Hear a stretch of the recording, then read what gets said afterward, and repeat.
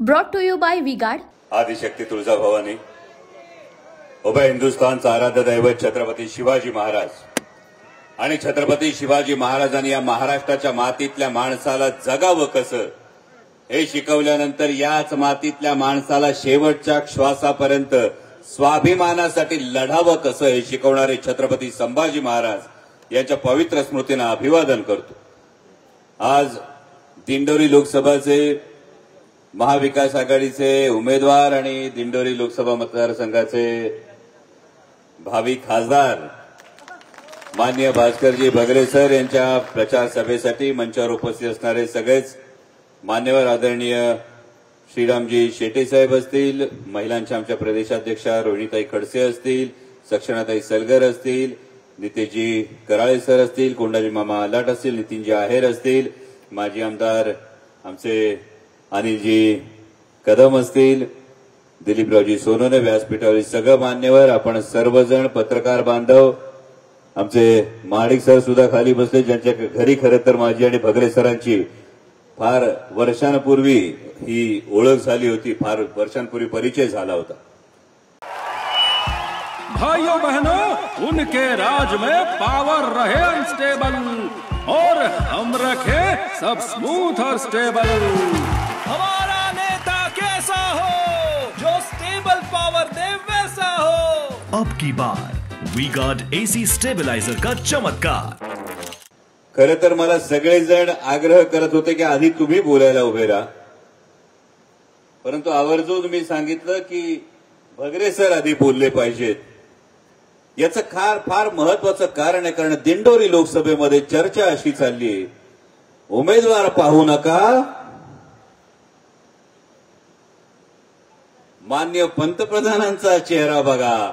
आणि त्यामुळे ही जाणीव करून देणं गरजेचं होतं की इथे नेता नाही, इथे पंतप्रधान नाही, इथे खासदार निवडायचा आहे जो तुमच्या हक्कासाठी बोलणार आहे, जो तुमच्या मनातल्या गोष्टी संसदेमध्ये मांडणार आहे। आणि भगरे सर खरं तर काय विलक्षण योगायोग असतो बघा, म्हणजे काय हे भाग्य असावं, नियतीनं तुमच्या कपाळी काय भाग्य लिहिलंय ते बघा की ज्या प्रांगणामध्ये तुम्ही विद्यार्थी घडवले, ज्या प्रांगणामध्ये तुमच्या आयुष्यातल्या अत्यंत महत्वाच्या गोष्टी घडल्या, त्याच संस्थेच्या प्रांगणामध्ये 4 जून नंतर तुमची विजयाची सभा होणार याची ग्वाही आज मिळते। हा विलक्षण योगायोग। उनका बैकअप सिर्फ कल तक और हमारा चांद तक। हमारा नेता कैसा हो जो नॉन स्टॉप बैकअप दे वैसा हो। अब की बार V-Guard इन्वर्टर बैटरी का चमत्कार।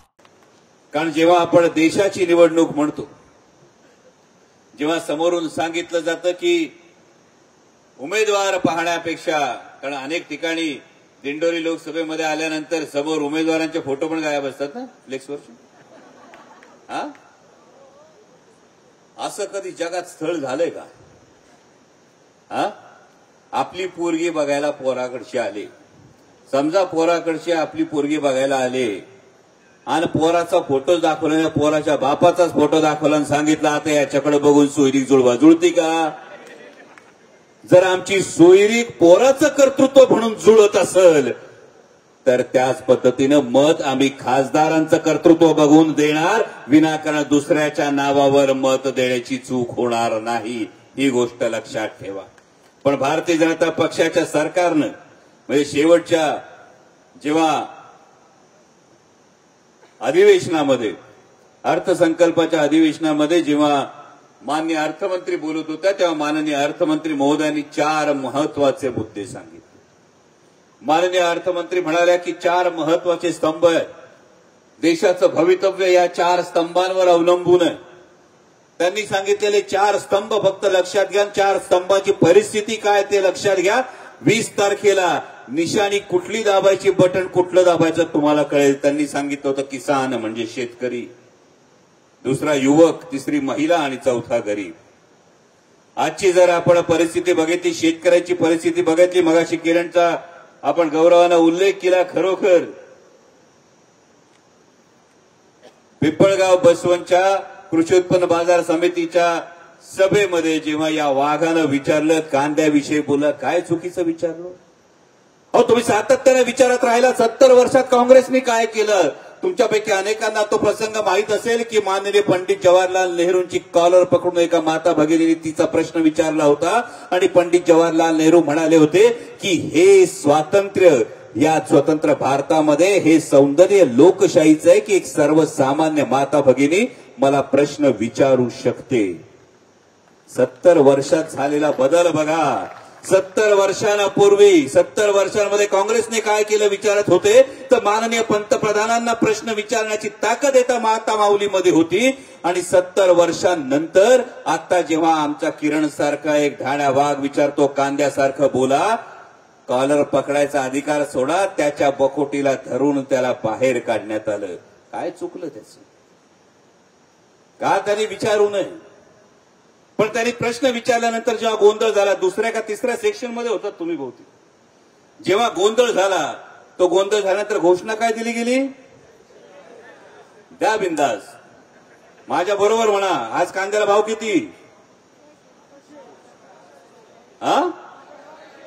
1200 का 1400? 1200-1400. चला मग आता घोषणा द्या. जय श्रीराम. द्या बिंदास, आपला देवे. बिंदास घोषणा द्या. जय श्रीराम, भारत माता की. आता कांद्याला भाव किती? भावांनो, त्या दिवशी पिंपळगाव बसवतला जे झालं ते हे समजून घेणं गरजेचं आहे की केवळ घोषणा देऊन, देवाच्या नावाने घोषणा देऊन, देशाच्या नावाने घोषणा देऊन आमची छाती फुगल, पण देवाच्या नावाने घोषणा दिल्या तर त्याने आमच्या कांद्याला जर भाव मिळाला नाही ना, तर आमच्या पोटाची आग भिजणार नाही. ही गोष्ट सरकारला कळली पाहिजे. आणि म्हणून जेव्हा शेतकऱ्याच्या विषयी बोललं गेलं, 4 पिलर विचार करा. जी परिस्थिती कांदा उत्पादक शेतकऱ्याची आता सांगितलं, निर्यात बंदी उठवण्याची ज्या काही गोष्टी केल्या, मी नाफेडच्या कमिशन विषयी काय बोलत नाही.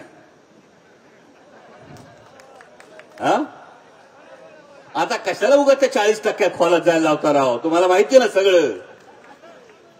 पण महत्वाची गोष्ट ही आहे की जी निर्यात बंदी उठवण्याचा प्रयत्न झाल्याचं सांगितलं गेलं, ही फसवी निर्यात बंदी बघा. मेट्रिक टन माग $550 आणि वर 40% निर्यात शुल्क. ज्या दिवशी निर्यात बंदी उठणार असा संदेश आला होता, असा मेसेज फिरला होता, तेव्हा वाटलं होतं ना कांदा परत सर्कल 2400-2500 कडे जाईल. अपेक्षा होती का नाही?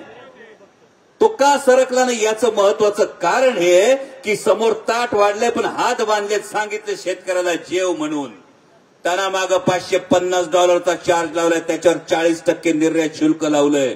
इजिप्तचा कांदा जागतिक बाजारपेठेत जातोय 35 रुपयांनी, श्रीलंकेचा कांदा जातोय 50-55 रुपयांनी, पाकिस्तानचा कांदा जातोय 60 रुपयांनी आणि आपला कांदा पडतोय 74 आणि 75 रुपयांनी. जागतिक बाजारपेठेत उठाव कसा मिळेल? म्हणून फक्त मतदान होण्यापुरतं तुम्हाला सांगण्यात आलं इकडं की निर्यात बंदी उठवली, आता मतदान करा. पण माझ्या भावांनो, पुढे जाऊन रोडा यांनीच टाकलाय हे मात्र विसरू नका. डिसेंबरमध्ये असलेला 40-45 रुपयापर्यंत गेले होते का ना भाव? 4-4.5 हजार पर्यंत गेले होते का ना भाव? 2 डिसेंबरला तुमच्याकडे 4-4.5 हजार रुपये भाव होता आणि 3 डिसेंबरला निर्यात बंदी लादल्यानंतर जे भाव कोसळले ते 1000 आणि 1200 रुपयांनी कांदा घालावा लागला. जेव्हा कांदा बाजारपेठेत जातो त्याच्या आधी 32 वेळा कांदा हाताळला जातो. 32 वेळा उन्हातानात जो कांदा हाताळला गेला, त्यानंतर तुमच्या कांद्याच्या विषयी मी त्या दिवशी एक विधान ऐकलं. कोणीतरी म्हटलं की कांद्याच्या प्रश्नाचं राजकारण करू नका.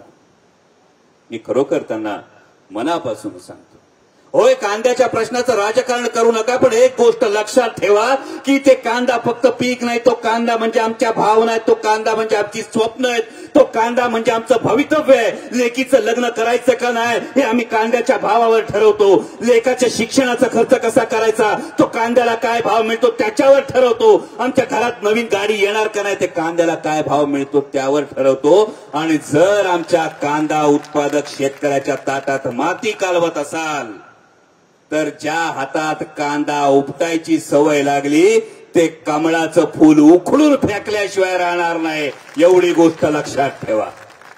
आणि ही महत्वाची बाब आहे. दुसरी बाब आहे युवकांची.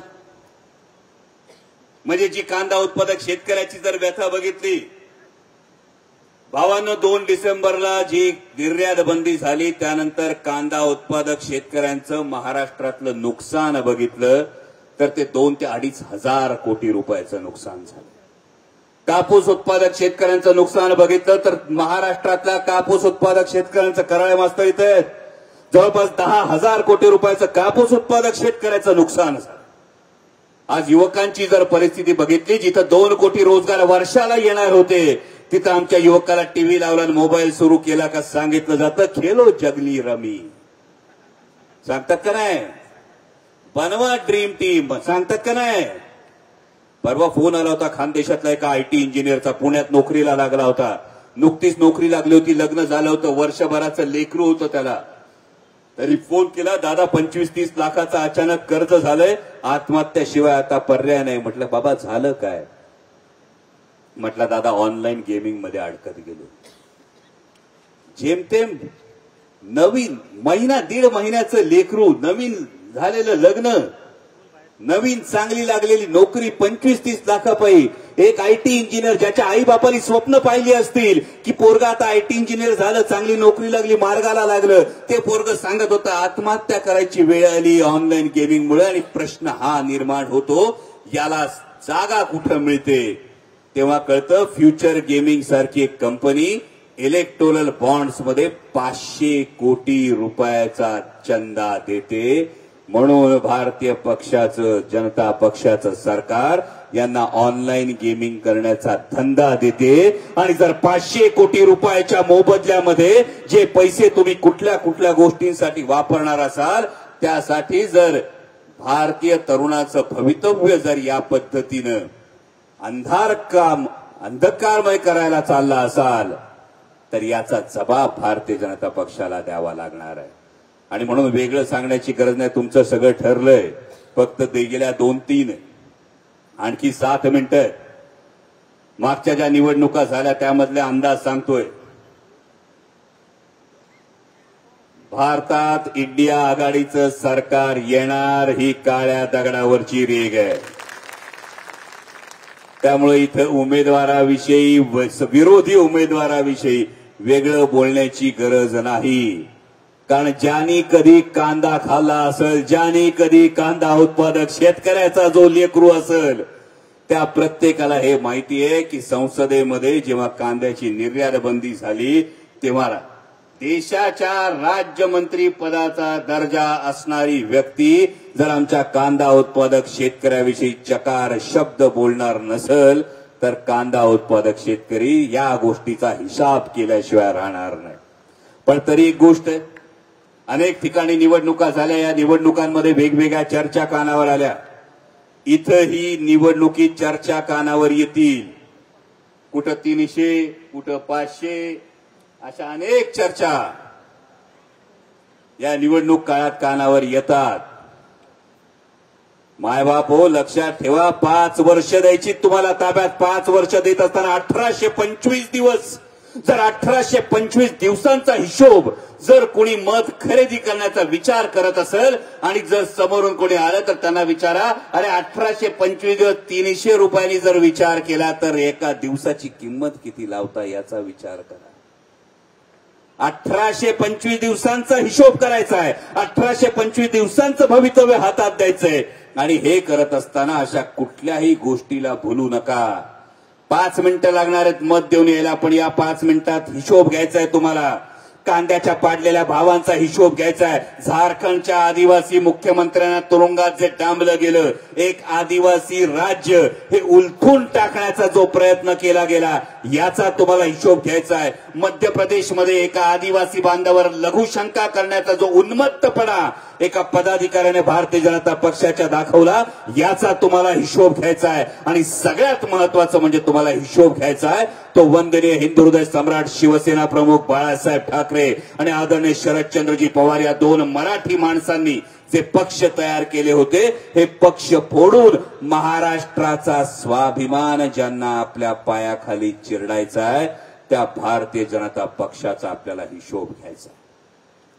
फक्त एक काम करा, विशेषतः माझ्या माता भगिनींना विनंती आहे ही, माननीय पंतप्रधान आले होते, आता नाही 2014ला, तेव्हा त्यांनी दिलेला सल्ला जरूर पाळायचा. सगळ्यांनी देशाचे पंतप्रधान आहेत, त्यामुळे पंतप्रधानांनी दिलेला सल्ला काही अंशी जरूर पाळा. तो काय पाळा तर 14 साली माननीय पंतप्रधान म्हणाले होते की मतदानाला जाताना घरातल्या गॅस सिलेंडरला नमस्कार करून जा. आता 20 तारखेला बाहेर पडताना घरातल्या गॅस सिलेंडरला एकदा नाही 3दा नमस्कार करून जा. 450चा गॅस 1150ला गेलाय, त्यामुळे त्रिवार आधी मानाचा मुजरा करा आणि नंतर 20 तारखेला जाऊन हे काळजी काट्यानं करा.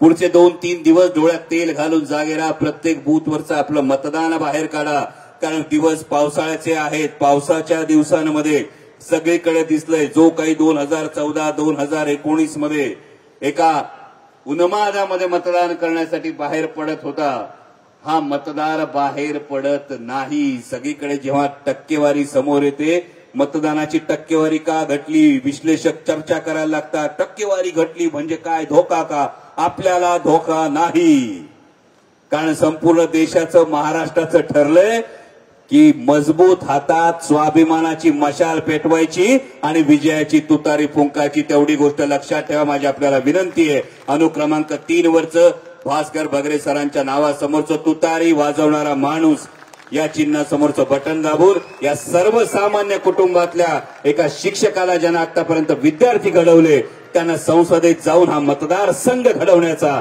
देश घडवण्याची ही संधी द्या, एवढीच कळकळीची विनंती करतो आणि थांबतो. धन्यवाद. जय Shivray. Brought to you by V-Guard.